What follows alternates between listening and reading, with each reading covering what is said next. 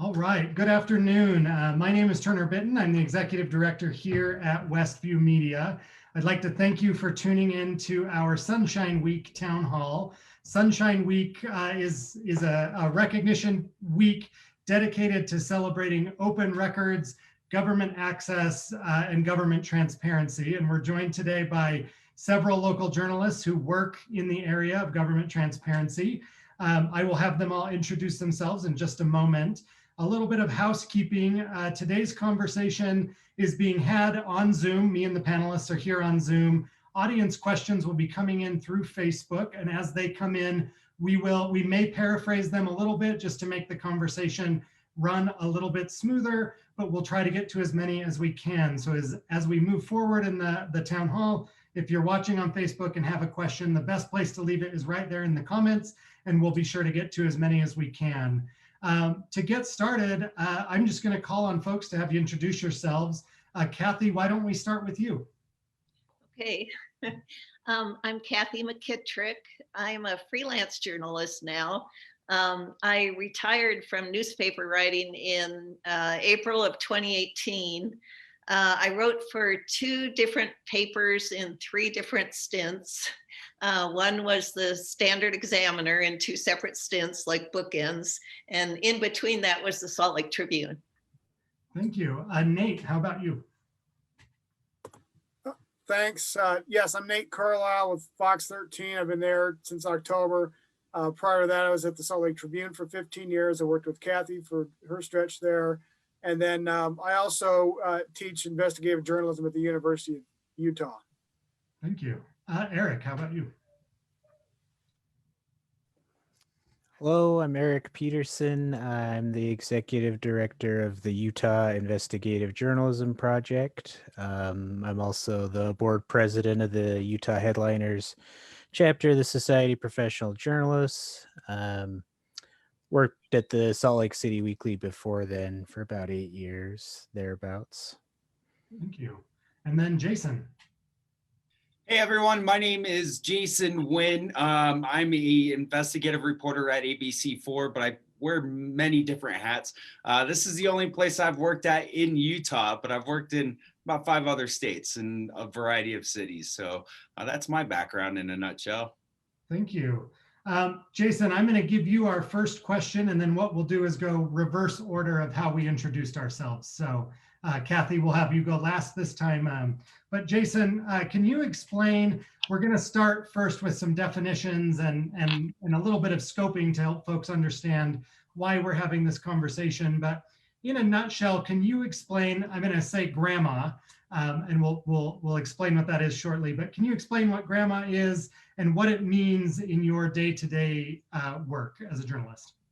Well, grandma was a lot to me because coming from another state, you know, I was born and raised in Ohio. I've worked in Florida, I've worked in Michigan, you know, and Oregon. So grandma was a different process for me to get used to. But in essence, it's the FOIA system, right? And you have to have certain things that you're requesting from a government entity. And a lot of them, especially here in Utah, like things done with the grandma process. And what the grandma is to me is to be able to look into a case or look into documents a little bit more fine-tuned and ask for those specific details that a lot of times people will gloss over.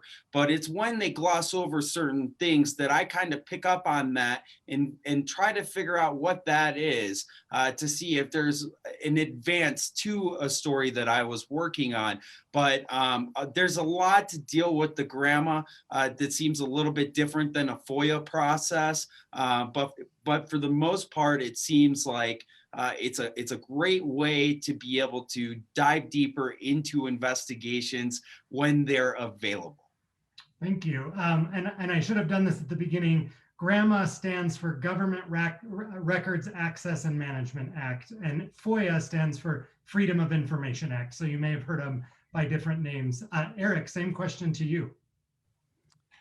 I consider filing grandmas really to be kind of like the bedrock of investigative journalism, but you know, I also try and you know, through my nonprofit, I do investigative stories, but I also like try and do like training for newsrooms and folks who might not be as accustomed to grandma. And I really try and like emphasize that it should be a tool that should be used by all journalists. It's not something that's just for investigative journalism, although like I say, I think it's a really important tool, but it is something I think everyone should get comfortable with. And, you know, getting more depth into a story, more context.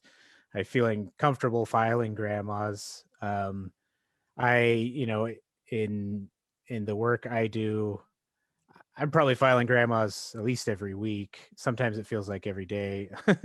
And it really is an important way just to like understand better what's going on, you know, politics, the justice system, business, so many different aspects of life for Utahns. Thank you. And Nate. Thank you, and thank you for having me. Yeah, us journalists, there's a lot of things we wouldn't know without GRAMA, which is the Utah State Records Law, the Freedom of Information Act, which technically is the federal Freedom of Information Law, Public Records Law. Though we kind of use FOIA as kind of the broad terminology, and some states do refer to their public record laws, the whatever state Freedom of Information Act. So that's kind of stuff we're talking about. The record laws, though, can be used as kind of obstacles in our work sometimes, and this frustrates me. Case in point, police department misconduct investigation. The police department could just proactively be turning that stuff over. There's nothing that says in state law that they have to wait until they get a grandma request to turn that sort of thing loose. And that's what I mean by sometimes they'll use public record laws as an obstacle. The other thing I've noticed, and I think we're going to talk about appeals later in this panel, but Utah has an excellent appeals system insofar as at least they have one. A lot of states don't even have one. And the downside of that, the side effect I'd call it, is that some cities, counties, what have you, don't want to give you a record until the last appeal stop says they have to. So those are some problems that I think we need to address somehow in the state. But I'll stop there for now. Thanks. And Cathy. Grandma comes in very handy on almost any story. I covered a lot of my reporting was beat reporting for cities and counties, and a brief stint for the state.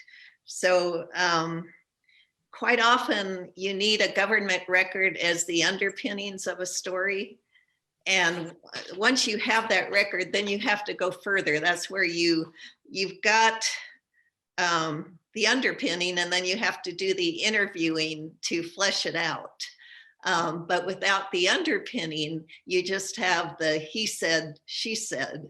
So you really need that underpinning. Thank you. And Cathy, I'm going to come back to you with our next question too. This one goes a little bit upstream, but wondering why government transparency matters. And I'm directing this to you because you've been in the news lately for having taken a grandma request all the way up to the state Supreme Court. So just wondering why government transparency matters and why you would pursue something so doggedly. Well, I have to say I have some great attorneys who said they would take the case pro bono.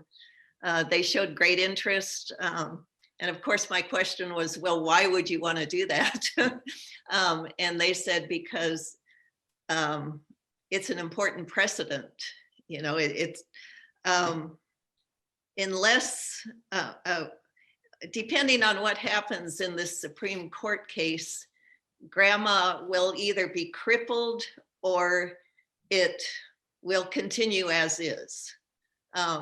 So my attorneys hopped on after I won my appeal with Ogden City, which it started out, of course, you asked for the records, you got denied. Then it went to the CAO of the city, got denied. Then it went to the records committee of the city. And they said after a couple days, they said, yeah, you can have it with a few redactions. And then this is actually a first, the subject of the public record. He took the case to district court to keep the records private. Quite often, I mean, grandma allows for the opposite to happen, where if I had been denied, I could take it to district court and say, I want these to be made public. He did the opposite. He said, I want these to be kept private because it could embarrass my family, even though he has claimed he did nothing wrong. So anyway, at that point, the district court did deny it. What we asked was that the district court would dismiss that case and allow the records to be released. The district court judge said no.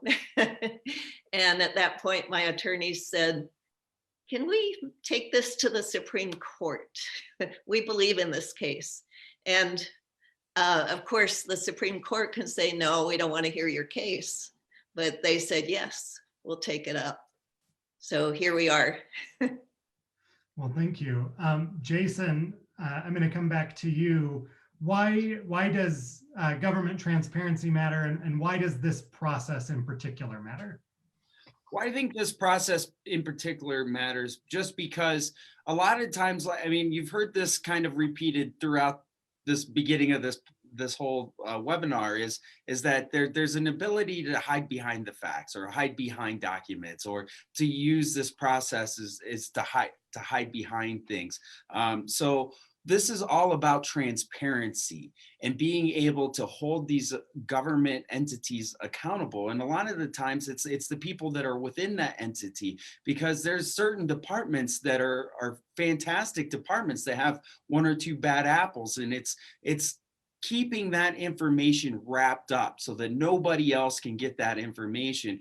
That's when you start to see the obstacles and who's who and why they're standing in your way. And when you're able to see that bigger picture from a 10,000-foot approach, it allows you to isolate what is actually wrong. So for me, it's being able to take a look at certain things and being able to hold those people accountable, because without the transparency in this information, you're not able to hold anybody accountable. And accountability is something that we really need. And that's why we're here as journalists, so that we can actually do that. I know there's been a lot of, don't believe the media over the last 4 years, but these are the reasons why we have local journalists, is so that we can get these stories. And sometimes they explode to be a bigger story that affect a lot more people outside of the state of Utah. Yeah, thank you. Nate, how about your perspective on why transparency matters? Well, again, transparency matters because we need to be able to report on what the government's doing, and also how people are using government. And I think Cathy's case is an excellent example of people using government as much as what the government's doing. In this case, you've got a powerful person in this state trying to use the government to his advantage, and maybe in multiple ways. We know right now he's trying to use it to block release of documents. As far as greater philosophy goes, I mean, I think there's a lot of obvious things we could say here about the need to know how taxpayer dollars are being spent or decisions are being made. But I think the other thing that Grandma and Foya help us realize is how things get done. I mean, big things get done a little step at a time, and I think public record laws help us realize these incremental steps that happen, good or bad, for ways things get done in government, and the way our communities improve or don't improve sometimes. Thank you. And Eric, I'm going to come to you last, and then I'm actually going to transition to have you answer our next question. But do you have anything you'd like to add on why this process matters? Yeah, I mean, I think I mean, it's funny that like it shouldn't be something that's taken for granted to say that government transparency improves government. And when government is supposed to be serving everyone's lives better, then that is something that everyone should have a stake in. I almost hate to feel like, saying things like transparency and accountability are like buzzwords, because maybe sometimes that's how it feels, but it really is about just making life better for everybody by just having a little bit more accountability. I don't know if anyone's ever any fans of the show Parks and Rec. I remember there's like an episode where all these people in this local government, they're spending their time playing pranks on each other essentially. And one of the employees is like telling somebody else who doesn't work for the government about it. And her response is, and my tax dollars pay your salary, right? And he's like, yeah. like it's a thing that I think people like legitimately forget about, that government is not this separate thing. It's this thing that we are all paying for and expecting to do certain things. And when they decide to start kind of like being evasive or non-transparent about the way they're doing things, that's when things happen badly. Thank you. I'm going to come back to you with our next question. You mentioned at the beginning that you do a lot of trainings on grandma, and I'm wondering if you could lay out what that process looks like. So as a journalist, how does the process start, and then what does it look like after that? Well, I always try and like tell people, there's a real art to it, but it's also something that you shouldn't be too intimidated about, and you should try and approach in a very kind of like conversational, non-threatening manner. I always like try and like tell people, when you're filing a grandma, you might even want to just start by like emailing, the right person and saying, do I even need to file a grandma? If this, is the info you have, is it somewhere on your website? Can you just tell me, can we avoid a grandma? If you can kind of like build a rapport with the people that are the records, clerks, the gatherers, of the records, that's going to help you out. One thing I often see sometimes is I've seen sometimes people show me grandmas they filed, and it looks like, a lawyer who's getting ready to sue the agency. And there's some people that kind of believe that aggressive approach works. I don't believe that's the case. There may be times where you do need to kind of get aggressive about your rights and stand up for them, but at least to start out, you should try and have a conversation with the records people. And remember, again, they're people too. They've got jobs. Oftentimes, they really don't want to try and hide anything from you, and that's not their intention. um, Again, I do like long kind of trainings on grandma, but the nuts and bolts of it are, you really just need in writing what you're requesting, your name and date. File that off, and then you do kind of go through a series of kind of waiting periods. There's 10 business days for them to respond generally. And if they don't, it's a denial. Or if they give you an official denial, then you've got to appeal it to the chief administrative officer, and then get denied there, take it to the state records committee. This really kind of the abbreviated version, but like you take it all the way to the state records committee. Again, this part of like what Nate's pointing out about our amazing appeals we have in Utah. That's a records committee is not something that a lot of states have. I'm not even sure if I know of any other state that has one like ours, where you do get this kind of independent set of eyes to kind of hear you out. So that's the basic process in a nutshell. You're filing a request. It's got to be in writing. You kind of wade through potentially some denials, and you can appeal it up to the state records committee, and then potentially take it to court after that, if you don't feel like your needs were that you were helped out in that situation. But I don't think I've ever had a situation where I got denied by the records committee and felt the need to take it to court. It's usually the opposite. I've won at the state records committee, and then the government agency sues in court to try and delay the release of the records even longer. Thank you. Nate, I'm going to go over to you next and um, just kind of ask if you have anything to add about the process of grandma. And then I'm going to also lump in a second question for you there, which is you've been both in print journalism and on television, and wondering if there's any nuances of grandma related to television versus print journalism.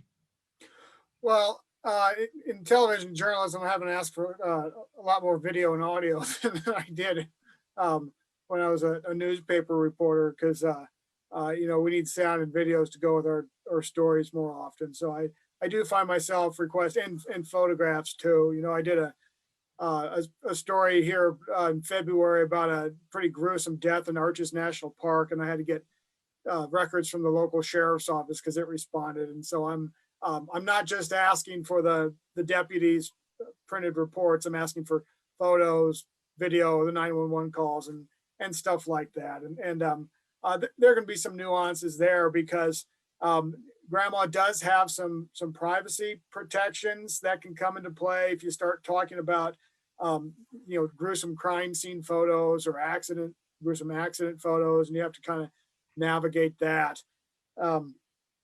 But otherwise, I think the record law works about the same for the two mediums. As for, I think we're talking about the appeals process now in Utah. So I forgot what the first question was. Just what a grandma request process looks like. Okay, so the process itself is pretty simple. I mean, you just need to describe the record you're looking for, and that's supposed to be it. The problem is that, frankly, we've got so many exemptions in the public record laws now that processing this can take the government an awful long time, because they have to go through the code and make sure there's not some exemption to the state's public record laws. I mean, it's things as simple as requesting a police report. They have to go through the report and see, well, is there a phone number in here that we have to redact because that might be private? Or, is there a witness's name in here we have to redact because that might be private? And even then, stuff you wouldn't necessarily think would be private, such as, this person describes what they do for a living. We might have to redact that because somebody might be able to guess or infer what this person does for a living. And it creates this really complicated processing system that winds up costing the government money. And sometimes they try to pass that to the requester in the form of fees. And, the legislature's created all these exemptions. And one legislator at another will tell you that, how much they value transparency in government, but then they've got some excuse why they think there ought to be some carve-out exemption. We saw that in this most recent legislative session. They created this whole body to negotiate over Colorado River water and wanted to basically make the thing private, exempt it from the public record and public meeting laws. And this happens in a lot of states. And it's why we have to have sunshine weeks, frankly, to raise awareness about this issue. Thank you. Jason, I'm going to move us a little bit along into the next question, but just wondering, in your work doing grandma requests, do you think that government employees know and understand the process? And if you have examples of times that it's worked and times that it hasn't, we'd love to hear those. I feel like some do and some don't. There's a good need to claim ignorance on some things. So, and it's funny, like, to go back to what Eric and Nate are talking about, I found in my experience, especially with Utah entities, that some do want the add the quote around the word and so that they can look for those certain things. And then there's others that do want like a generic, like I had a person that works within the federal government recently tell me, hey, here's all the information you need to request, send me an email, we're allowed to talk again. So there's different things that you have to deal with different administrations. And I feel like that is also an issue when it comes to all of this. I think that the most important thing is us as media, we get to hit that expedite button. And if they don't send us that grandma request in a certain period of time, we can then ask more questions around it. But I don't really find there being a, if certain people don't understand what the grandma request is for, they usually call you, or their bosses call you and ask you what you're looking for. And at that point, you can begin to have the conversation. Others will just tell you point blank what you need before you request it. So I think it goes back to what Eric was saying, and just knowing who you're requesting from, and if you know what you're going to get, or know what you're going to get from them, so it allows you to kind of tailor your request for what you need. Thank you. Nate, I'm going to come back over to you. Is there anything that grandma allows you to do that you wouldn't be able to do without it? Does it make the process better in ways or harder in ways? Well, I mean, I have colleagues that work in other states, like South Dakota, for example, which effectively has no public records law. And so there's all kinds of stuff there that they're not able to get that we're able to get in Utah. There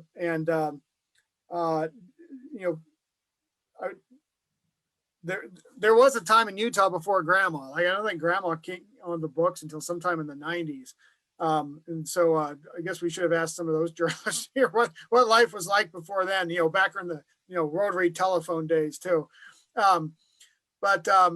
You can certainly see where, like, you go to a government agency, and without a public records law, you ask them what happened, or if you can have that document, they say no, and you got no recourse. I mean, that's really what we're talking about with the need for public record laws and what they do. Thank you. So Cathy, and then I'll Eric after Cathy. Are there elements of the grandma law, or even Freedom of Information Act, we'll just talk about open records laws, that you would like to see improved? Or are there ideas you have for improving that process? We'll start with Cathy and then go to Eric. And this might seem kind of far-fetched, but I really don't know of any teeth in grandma. So I have had instances where they blew me off. I got nothing. Or one example, I requested the calendars, digital calendars of 3 different people from the same agency. And I got 2 of those. And the 3rd one, they told me didn't exist. They said they had a paper copy. So they sent me the paper copy, and it was several months of times filled in on each day. And after each time, it had the word busy. So, that is kind of essentially blowing you off, or even worse, maybe. And at times it's just a little befuddling what kind of recourse you have at that point. Thank you. How about you, Eric? Any other changes that you'd like to see? Well, I still think there's a lot of latitude with the appeals system. I think I'd like to see it more supported, especially at the state records committee level, and try and move more.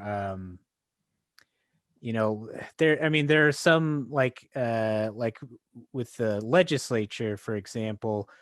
Like, I'm not sure what other entities might have this. Maybe it's just the legislature, but like with the legislature, if you file a records request, they can do their appeals in-house. So you have to argue with other lawmakers that, they should release records. And I think that seems like a pretty conflicted kind of kangaroo court situation, but I think the appeals especially has just got a lot going for it. And, I think to Cathy's point, it is frustrating sometimes when you feel like you're getting stonewalled, but, especially if somebody at the very first level is just ignoring you, 10 business days passes, you send them an email and go, are those records, is that still happening? Or should I get an appeal ready?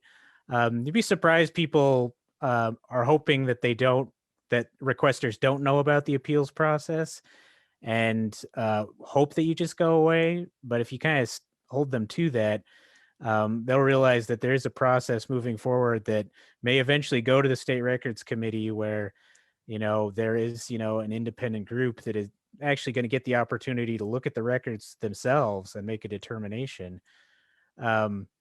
I would think what would be a good improvement is if we could just support the Records Committee more. They have become they've become really busy. It's a good thing. I think more people are making serious requests, but like I've got an appeal that I think I filed with the State Records Committee last month, and it's scheduled for May. So it's like we're like 5 months out. I mean, they're just kind of getting overwhelmed. It would almost be great if there was like another records committee just to kind of ease the backlog. Or I've also been thinking about the idea of, it might be something I've been thinking about suggesting, would it be possible to have a situation where you appeal to the State Records Committee and voluntarily opt out of a hearing and just say, I would just like to make my case in my written appeal. And then if you could get to it sooner, that would be great.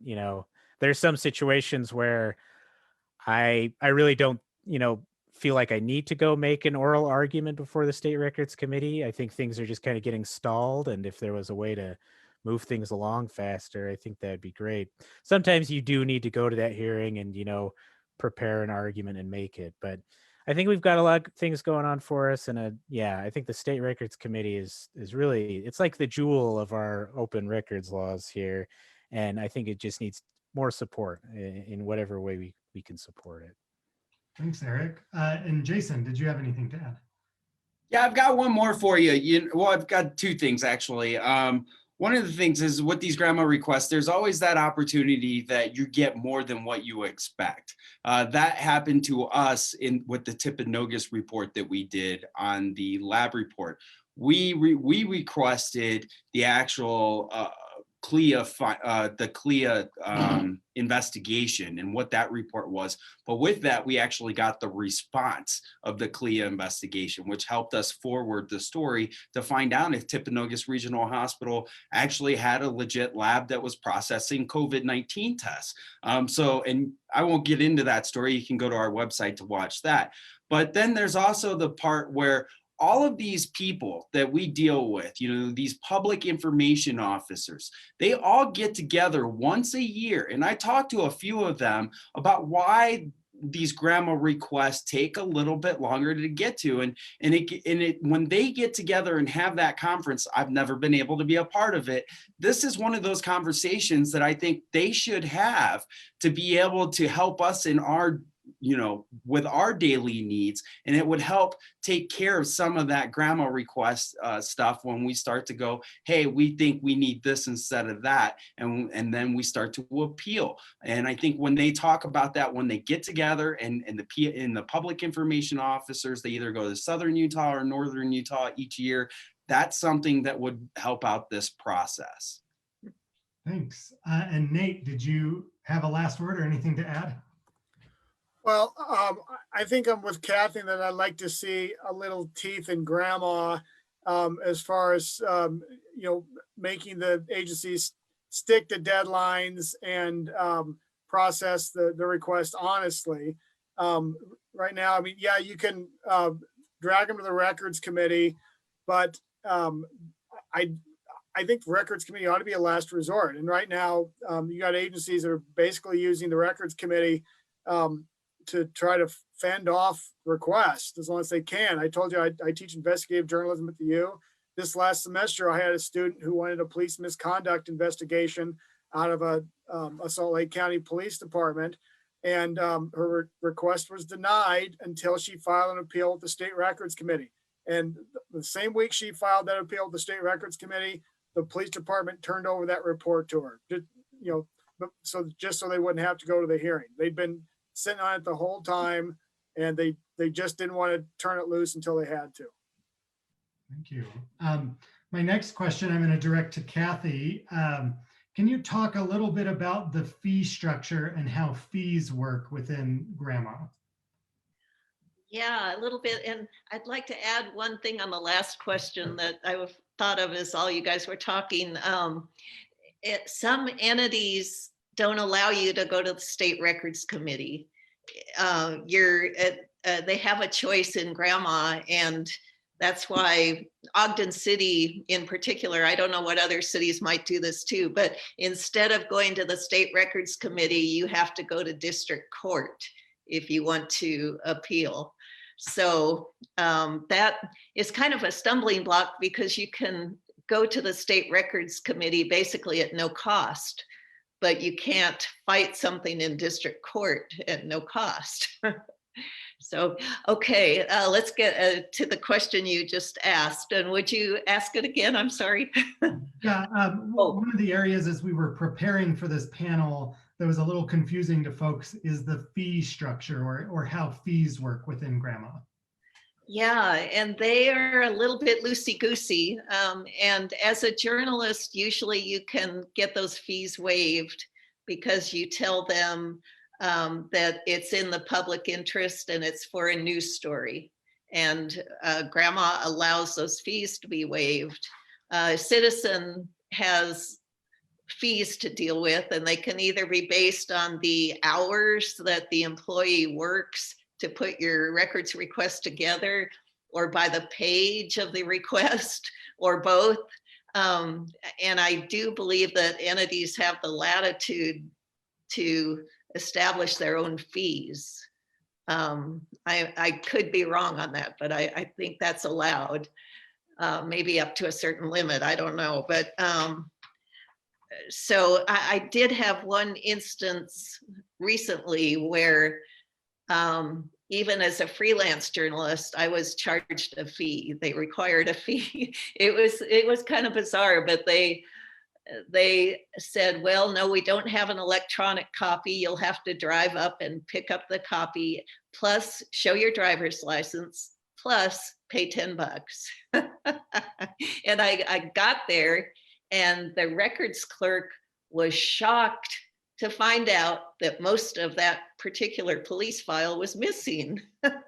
So I only got a little bit of what I went up for. And she honestly didn't know where the rest of it went. I mean, from her surprise that I witnessed, I don't think she knew. I think she was honestly surprised. So, fees maybe are something that grandma could make a little more uniform for citizens, and for freelance journalists, because more and more we've got a lot of freelancers out there. Yeah. Well, thank you. Eric, do you have anything to add about the fee structure and kind of how that works in grandma? Well, I think this kind of ties in a little bit with the concern about the lack of enforcement on things, because there really shouldn't be these kind of separate agency established fees. Grandma says it's, they get to charge you the hourly rate of the lowest paid employee who is able to gather the records. So it should be a clerk's rate. And that's not to say, of course, that agencies don't try and charge more, or oftentimes you might make a request and they'll just kind of pull a number out of nowhere, maybe to kind of intimidate you and be like, oh man, that's going to be thousands of dollars, and but really it's there is a uniform rate. There's just a question of like how different agencies understand that or not. Through SPJ, one of the cool things we did a couple of years ago was help the student journalists at UVU. They were getting a flat like $10 fee for like a police blotter, so they're being charged like $10 a paragraph. And we appealed that to the state records committee, and they told them they could not do that.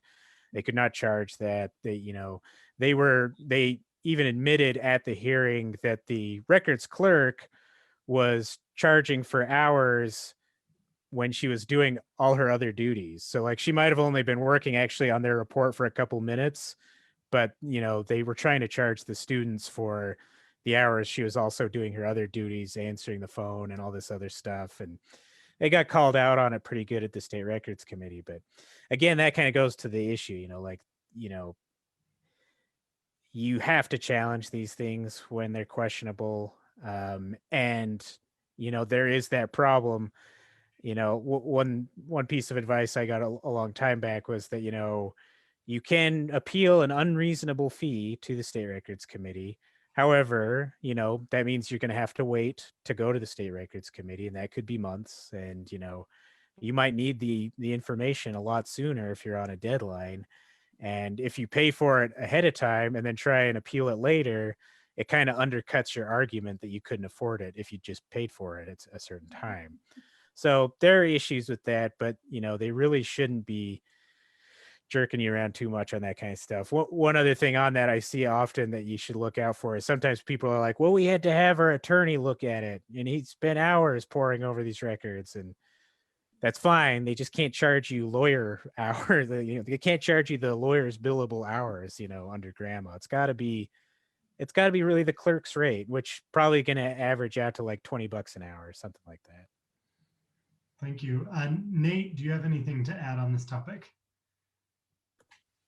Always appeal fees and always make them tell you why they want to charge you fees. I've seen agencies realize that they were just going to spend more time fighting to get the fees than it was going to be worth to get the fees. They might have just given you the records for free. Thanks. What about you, Jason? Anything to add? I'm actually with Nate on that one. I've gone about with the fees myself, and it's one of those things where if they're going to nitpick the fees, it's easier just to give you the records. In a lot of cases. Thank you. Nate, I'm going to go to you first on our next question, and this is more open-ended, but I'd love to have you share a story about requesting a record. It can be a doozy of a story. It can be a success story. Just kind of want to contextualize how grandma works in the day-to-day. Watch my story on Fox 13 at 9 tonight. I've got one running that relies on both FOIA and grandma. It's about deaths on Angels Landing in Zion National Park. And we had to get Park Service records. We had to get Washington County Sheriff's records.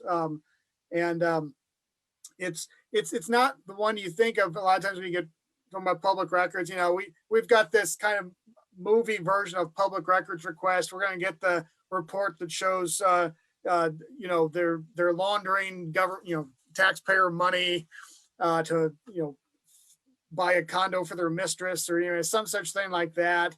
Or we're going to get the report that exposes police corruption or something like that. But a lot of times we're just trying to get a report that tells us what the heck happened on a perhaps a too common event. In this case, it's people falling off a mountaintop.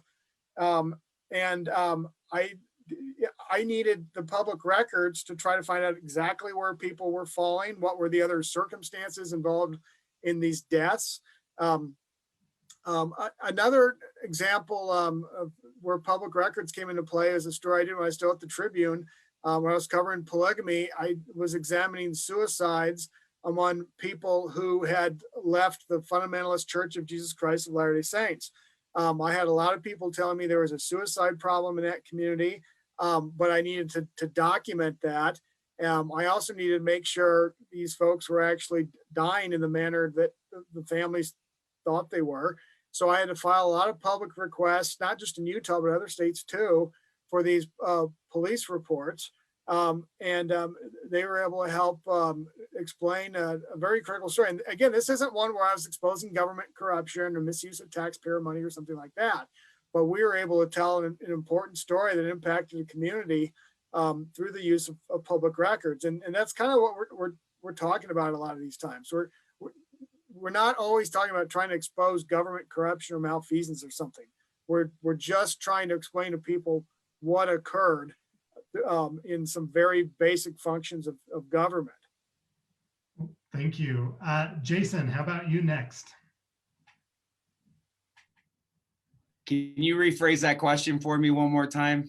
Yeah, if you just want to tell us about a time that you used grandma and kind of how it worked out. It can be a success story, it can be a doozy, kind of whatever you want to choose. Well, I mean, you heard me mention that Timpanogos report and when that worked out and I got something extra.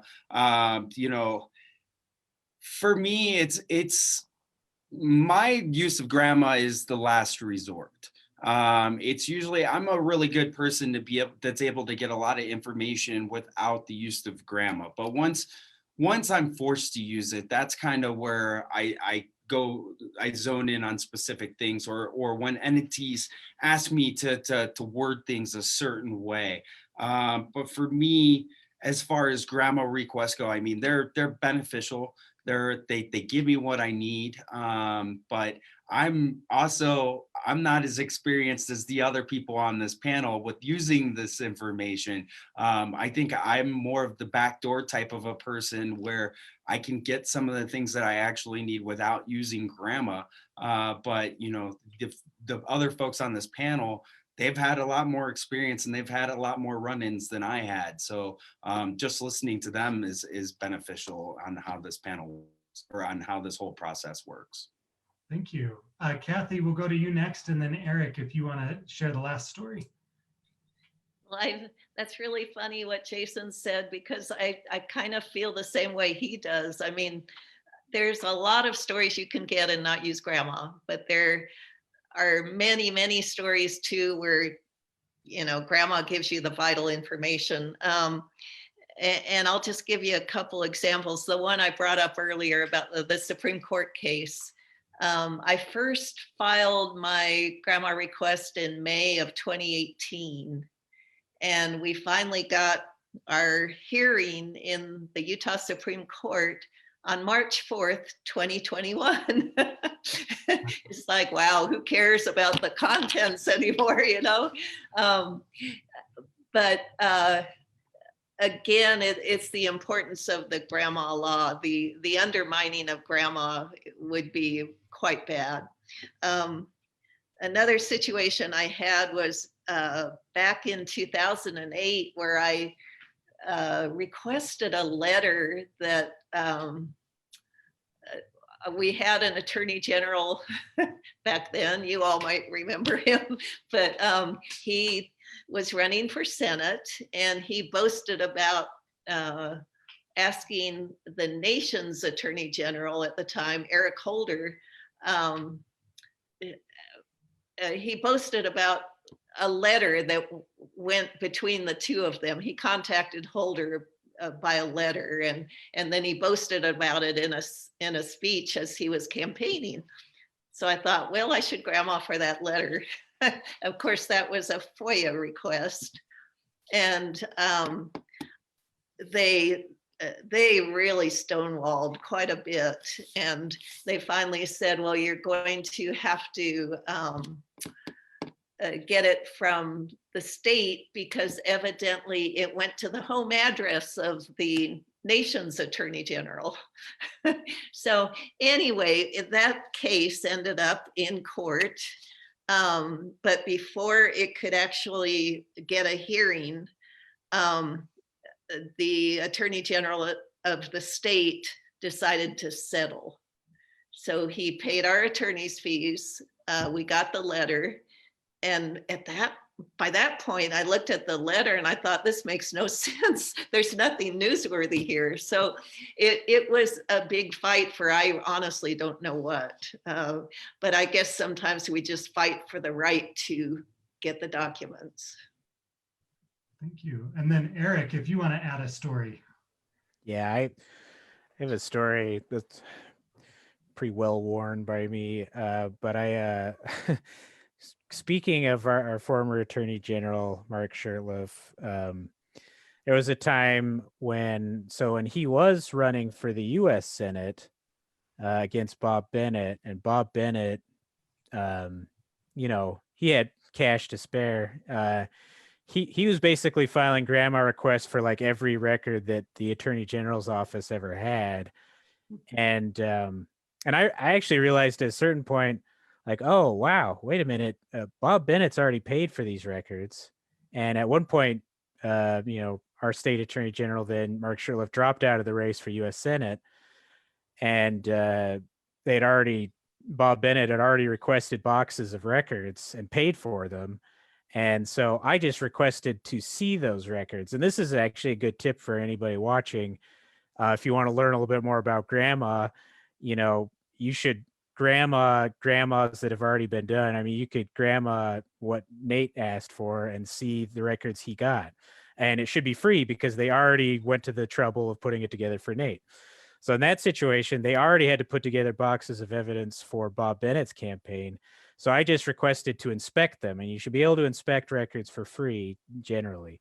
And they were pissed because they had to do it, and they had like boxes and boxes of records, and it was a really weird setup because they didn't send them to me. I was inspecting them, so they set up this little closet room at the Attorney General's office, and they put a video camera in there and recorded me for 3 days. I went in and just went through records, and then I brought a portable scanner, and if I liked something, I just scanned it right there. And it was a great story because I was really looking for dirt on Mark Shurtleff, and then totally found a completely unexpected great story. I found a record I don't think they were supposed to give me about how the AGs were trying to prosecute a doctor who was really bad. Like he was so bad at his job, like he was hurting people. They think people had died, when he was operating on them. And I got those records. It was a really big story for us, but totally unexpected. And it was free. I mean, well, the story we did about the doctor, we got a lot of legal pressure over that. The doctor was trying to sue us and the Attorney General's office for like releasing the records. But it worked out well in the end. Well, thank you. And you touched on our last question, but I'll go to Cathy first. Do you have, as we kind of close out the panel today, do you have any advice to either folks in the community who want to do grandma requests or other journalists? Just some nuggets of advice to take away as we end today. I do. And one quick correction, Shurtleff ran for Senate in 2012, not 2008, like I said. So my quick advice is to be as specific as you can. Don't be overly broad, and to make sure you're sending it to the right agency and also to the records clerk at that agency. So that takes a little bit of digging also. Thank you. Jason, how about you? Advice for others? One of the things that I took note was when I went to the Asian American Journalists Association, and it's to keep an Excel file of all of your grandma requests, because there's certain times where you file so many of them, you forget about the ones that just easily slip by you. And those are the ones that you should that I've learned, that I've gone back and checked on, that have bigger stories. And it's just that follow-up email. So if you can kind of be better organized and structured on where your stories are at, or where the things you're looking are at, it helps you along with the grandma process in general. Thank you. Eric, how about some advice? Yeah, I mean, just some of the things I've said before, like I try and have a good relationship with the records clerk if you can. Don't be like on the warpath, because I've been in the situations where you have the adversarial relationship with an agency, and then you're button heads every time, and it's a lot harder to get what you need. Like there's no sense like starting off on a bad foot. So that, yeah, I'd recommend that, and I like what Jason's saying too about kind of having some kind of system to keep track of it. I do that too, like with my planner, like I file a grandma and then I mark out, 10 business days. So I see that coming up. And if I haven't heard anything, I can circle back and go, any problems with this? How's that coming along? But yeah, it's, you should, there's a lot. There's a real art to grandma and FOIAs and filing these requests and working with records clerks. But I was trying to tell people to just get comfortable doing it. Don't be intimidated by it. If you're having a conversation and treating the records clerks as, human beings, it's easy to get in a habit of filing regular grandmas and getting better at it. and getting the records you need, and using those to tell really incredible stories. Thank you. And Nate, we'll give you the last word on this piece of advice. Well, I agree with everything my colleagues said. I would add that please file grandma request, records request. I mean, this is an engine that needs some grease to keep running, and grandma requests are that. If you do get stuck, you feel like an agency stonewalling you, being obstructive, there is a resource in this state, the state records ombudsman, a lady named Rosemary Cundiff, Cundiff. She's very helpful. You can look her up, give her a call or an email asking for help. Now, an ombud is more of a referee than an advocate, but sometimes a referee is all you need. If the other agency is not following the rules, she can explain that to you. She might even reach out to that agency and explain it to them, because honest mistakes can happen. Really just keep filing records requests, everybody. If there's really a record you need or you want, file the records request. Well, I appreciate that advice. And I just want to thank all of you for your time today. We are at the end of our panel. We didn't have audience questions, but if folks follow up after the event, I'll be sure to connect them. Thank you all so much for your time, and we're going to go ahead and end the live stream. Thank you. Thank you. Take care.